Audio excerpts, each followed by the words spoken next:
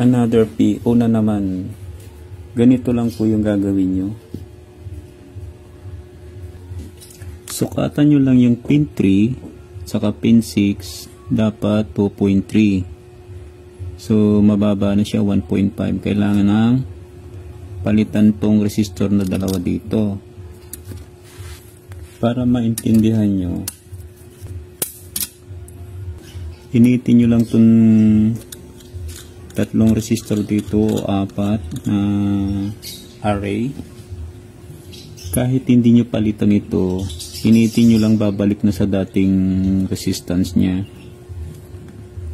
Pero mas maganda kung papalitan nyo na lang. Kapag hindi makuha sa resolver, kailangan nyo na lang palitan. Unahin natin yung 100 ohms. Titignan natin kung babalik sa normal. Ito na yung pamalit natin.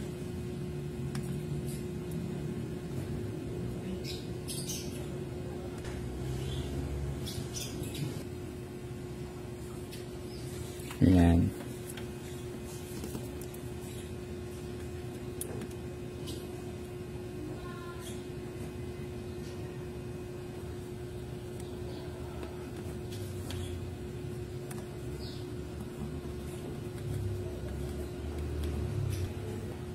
So ayan, napalitan na natin.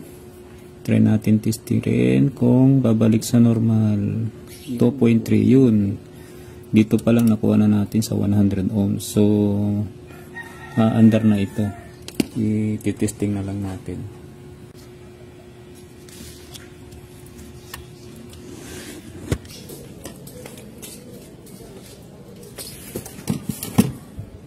Naikabit na natin. Yan, testingin natin kung aandar. Yan, umandar na. So nabuo na naman yung PO error. Ayan o. Ganun lang kasimple.